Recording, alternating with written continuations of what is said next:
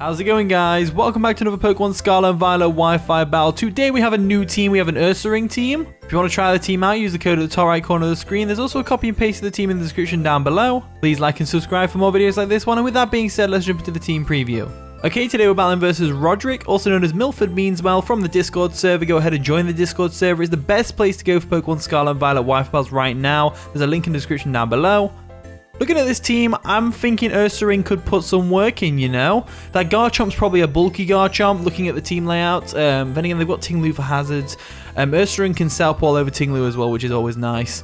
I think I probably expect a Garchomp lead, so I'm going to go ahead and lead off with Lycanroc, and I'm going to go from there.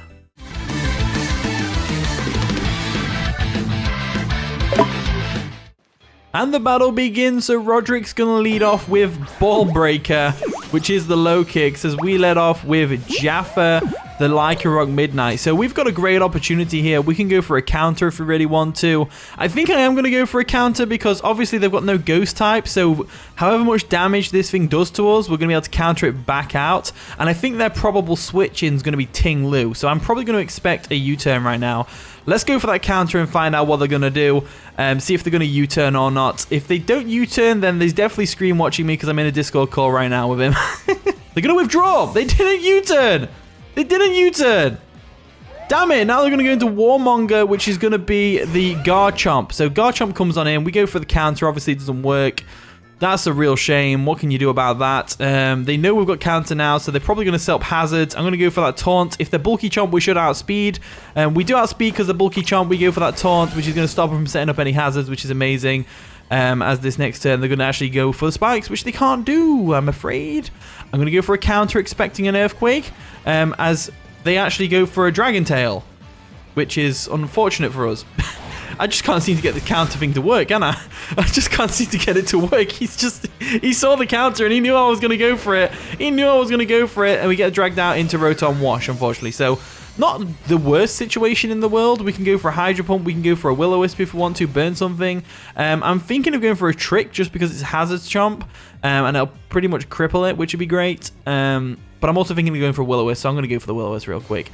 Let's go for the Will-O-Wisp real quick. So they're going to withdraw. What are they going to go into to take a Will-O-Wisp? That's the real question. They're going to go into Named Finger, which is going to be the Toxicroak, which is getting the Will-O-Wisp on this is going to be great if it's physical.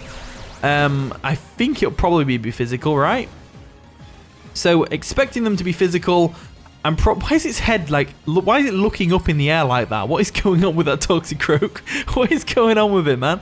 Anyway, if we expect it to be burned, we go into Corviknight, right? I think Corviknight's the best bet. We do have two hazard clearers on the team because hazards do kind of stack up on us, which is all well and good. So I'm going to withdraw Bosche real quick, and we're going to go into Corviknight to try and wall this thing pretty much. If the special nasty plot or something like that, then we're kind of boned.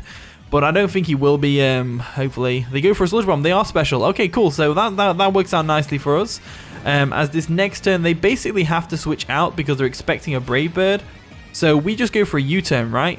Yeah, we just go for a U-turn. As they do withdraw, we're going to get some initiative on whatever they bring in, which is great.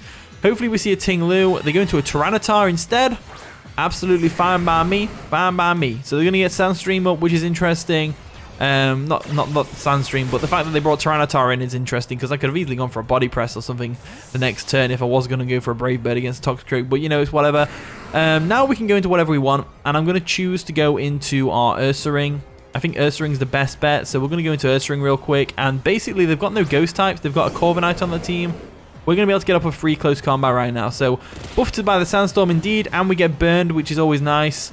Ursaring looks really good in this game. I love the fur texture and all that stuff. It's really cool. So we'll go straight for the close combat. We should be able to pick up a KO on this thing, unless it's Choice Scarf Tyranitar, which I doubt it will be. They go for a Flamethrower. Are they a special Tyranitar? That's interesting. We go for a close combat. That's going to destroy the Tyranitar's life. Flamethrower Tyranitar, ladies and gentlemen. That's an interesting one. Is that to counter Forretress? Maybe, because Forretress, obviously Tyranitar's UU-So's Forretress, so it might be to counter Forretress. I don't know. Maybe. They're going to bring in Ball Breaker, which is going to be the low kicks. So low kicks comes on in. This thing obviously friends me out to no end. I'm going to go into Corviknight because Corviknight does basically wall this thing. First impression is not going to do too much damage to us, so we don't have to worry about that. Tinted Lens does help it, but not too much. Winnie's going to come on back. We need to get these Stealth Rocks up to stop these switches. That's what we need to do. We need to get Stealth Rocks up somehow. So we're going to Noctis real quick, who can definitely wall this thing. They probably go for a U-turn, to be honest with you, as they go for the U-turn, which is going to get some nice little bit of chip damage on Corviknight, but with the Rocky Helmet damage on there, we're going to break a potential Focus Sash, which I doubt they are, but it's broken now if it is to Focus Sash. So they don't really have a lot to take on the Corviknight on their team. Corviknight basically walls a lot of their team, so I think with Corviknight in check, we're doing pretty well this game. Warmonger comes in, which is going to be the Garchomp, right? There we go. The Garchomp comes on in. We definitely go for a U-turn here, just to get a slow U-turn on them. They go for a Rock Tomb, which is interesting. It's not going to do much damage to us as we go for the U-turn, which is absolutely fine. So it's definitely a bulky Chomp. So what I'm going to do is I'm going to get our old Lycanroc back in. The Rocky Helmet and stuff like that's really going to take into effect, though, later on down the line. I'm sure we'll have an opportunity to get a Roost off, though, at some point. So what I'm going to do is I'm going to go back into Lycanroc. I'm going to get up the Stealth Rocks real quick and go from there. So we'll go Lycanroc real quick. There we go. We're going to get up the Stealth Rocks. They probably expect to taunt, so they won't go for the spikes or the Stealth Rocks of their own. So we go for the Stealth Rocks real quick, get them up on our side of the field. As they probably just go for an EQ and take us out right now. They go for a Dragon Tail, which is absolutely fine. Dragon Tail's going to take us out, and we got the Stealth Rocks up, and hopefully we get a switch into something good here that can take on the Garchomp, like the Rotom potentially. So we actually get out into the Toedscruel, which is fine. Toedscruel is absolutely fine. Sandstorm's going to subside, which is always nice. We can go for a free Spore right now, so I'm going to go ahead and go for it. They're going to withdraw. What are they going to have put to sleep right now? That's the real question. They're going to go into Named Finger, which is going to be the Toxicroak, who can't be put to sleep because it's burned. Makes a lot of sense to me. And we are specially defensive AF, so we can just go for an Earth Power right now, which will definitely take out the Toxicroak because it's frail. We should... Oh, we haven't got Earth Power. We haven't got Earth Power. Let's just sack off Lycanroc at this point. Lycanroc's not doing anything against their team. They've got Corviknight, they've got the... Ting-Lu, they've got the Garchomp, all of which we can't really touch. We haven't got enough health to justify a... oh, they go for a Focus Blast. That's risky. That would have definitely done a lot of damage to the Corviknight, that's for sure. So, Focus Blast comes through, takes out the Lycanroc. Bit overkill, but what can you do? As now, we can go into whatever we want to take out this Toxicroak. So, what I'm going to do is, I'm going to go into the Bear. Am I going to the Bear? I think I'm going to the Bear here. I think we're going to the Bear here. Or we're going to Rotom, or we're going to the fairy thing, Tigglybuff. I think we go Bear. I think we go Bear. So we'll bring Bear in. There we go. Nice and powerful. We just go straight for a Terra into a Dark type, and we go for a Facade. And we should do a lot of damage to whatever they bring in. In fact, we can go for a Tera Blast, right? Yeah, because even if they bring in the Ting-Lu, we can just close combat in the face. Yeah, let's go for Tera Blast. Let's go for Tera Blast. So we'll Terrestrialize real quick, and hopefully they don't predict the Ghost-type Terra and go for a Dark Pulse. That would be ideal if they didn't do that. They might think we're going to go for a Fighting-type Terra and go for a Sludge Bomb, which would obviously finish us off, but we're resistant to that being a Ghost-type, so hopefully they go for a Sludge Bomb or a Fighting-type move. They go for the Focus Blast. We catch them off guard, which is absolutely amazing. Taking out the Toxicroak with a Tera Blast. There's no way this thing lives this. There's just no way. There's just no way whatsoever. As down it goes. So Toxicroak's out of commission, which is great for my Corviknight, because it's probably the only thing on their team that actually can touch Corviknight with its special attacking prowess. In comes Ball Breaker, which is going to be the Low Kicks. So Low Kicks is a very powerful Pokemon in this particular instance.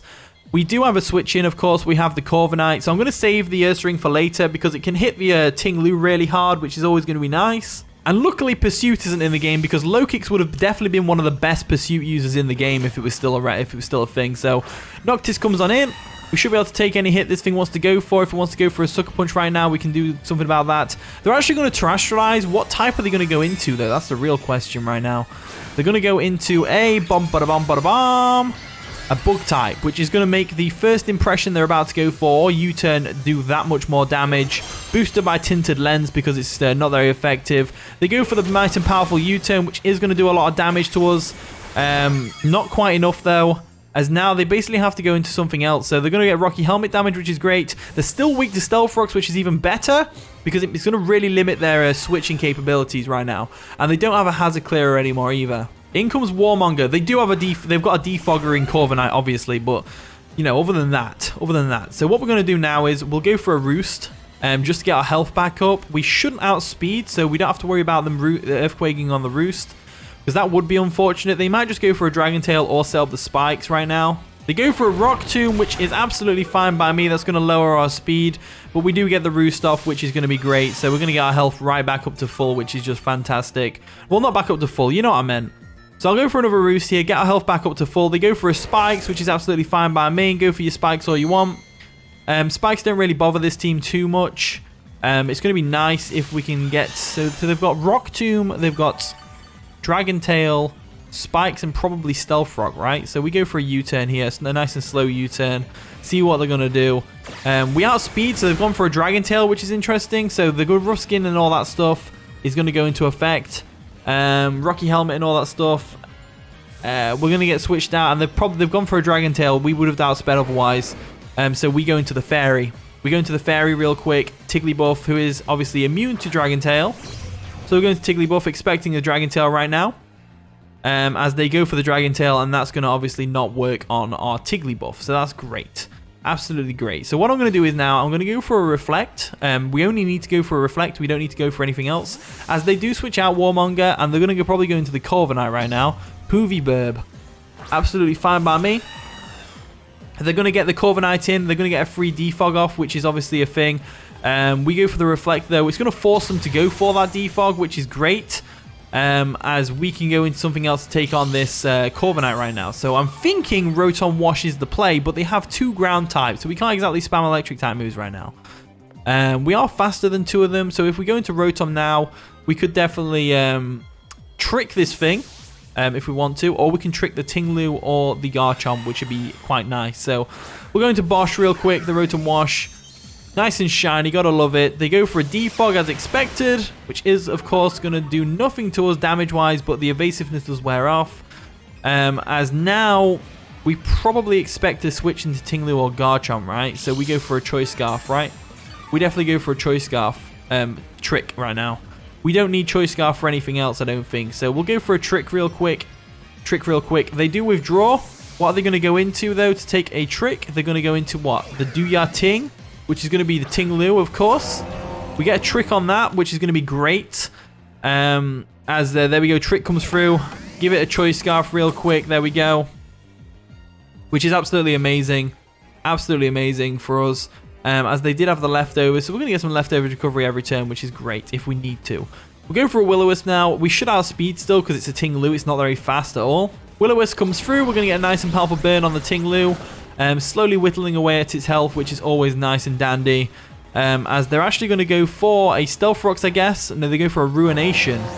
Ruination's fine. It does half damage to us. They can't KO us with Ruination, I don't believe. Unless we get to like 1 HP, in which case I'm sure I will KO. Because you can't half 1. Not in this game anyway. Obviously you can't 0.5, but you know, it's not what I'm talking about. So let's go for a Hydro Pump real quick and get some damage off on this thing.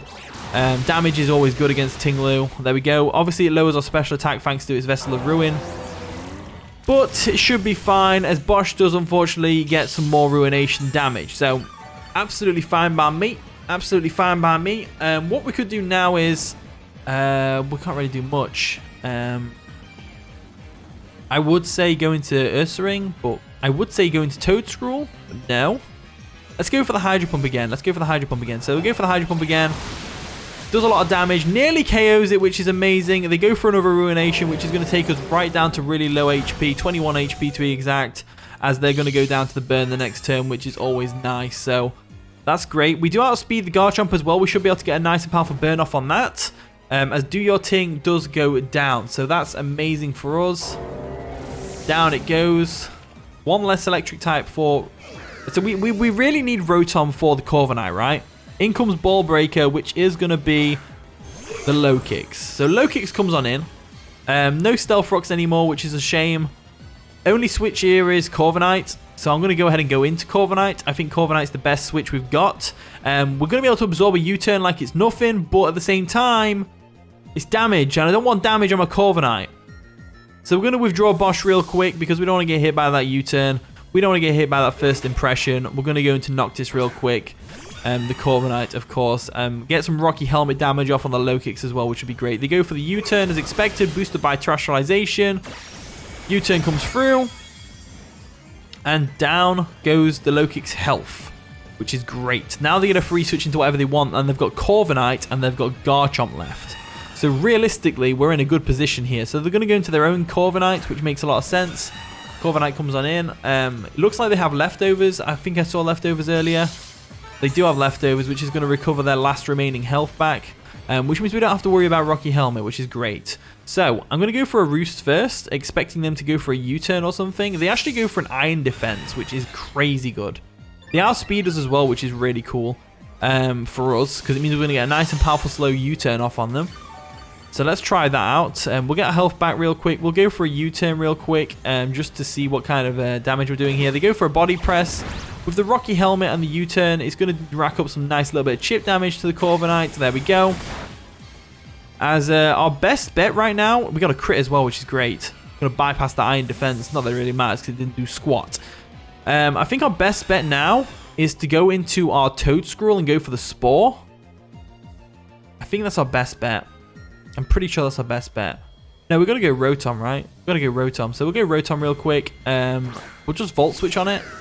And if it goes into the Garchomp, we just Will-O-Wisp it. So we're not in a bad position at all, to be honest with you. We're going to get some leftovers recovery, which is always nice. As we can go for a Volt Switch just to chip away at this Corviknight right now. Which is going to be great. So hopefully they don't go for a Roost. Let's go for that Volt Switch anyway. Volt Switch comes through. Does some damage, which is great. Really good damage. Really, really good damage. As they kind of have to Roost there, right? So we'll go into Toedscruel. If they Roost, then we just go for the Spore the next turn. If they attack us, then we don't. They go for a Body Press, which is great. Means it's going to get some nice and powerful damage off on us. Oh dear, how do we get around this Corviknight though? That's the real question. How do we get around this Corviknight? Because we can't, well, we can Spore, as nothing on their team has been hazarded yet. Let's go for the Spore. Let's go for the Spore and just hope for the best. They go for the Body Press, which is great because it means now we can go into Rotom and take this thing out. I was really happy for Toedscruel to go down there. I probably should have gone for a knockoff, to be fair, just to get rid of those leftovers, just to make it a bit easier to KO, but I think we're okay. As now we go into Rotom, and we basically have to hope for the Hydro Pump to actually hit, because nothing on their team wants to switch into Hydro Pump, which is great. So we go for Hydro Pump. Hopefully we don't miss. If we do miss, we're kind of boned. They do withdraw the Heavy Burb, and they're going to go into what? The low kicks? Warmonger. That's going to be the Garchomp, right? Yeah, the Garchomp comes on in. We go for a Hydro Pump. We do connect it, which is great. Hydro Pump comes through, which is great. As the next turn, we do outspeed the Garchomp, as we know from earlier down the line. We've got 10 seconds left to go. 10 seconds. Let's go for another Hydro Pump. Quick, quick, quick. Go for it, go for it, go for it. Let's take this thing out. Hydro Pump comes through, takes out the Garchomp, and that's going to be the game, unfortunately. We didn't get to finish it, but let me know who you thought won that game. Let's do some Fairy-Mons in the comment section. Let me know who you think won. Thank you for watching today's video. GG Milford, that was a pretty fun one. Thank you for watching today's video. If you did enjoy, of course, leave a like, subscribe, all the wonderful stuff. And with that being said, I'll see you all in a bit.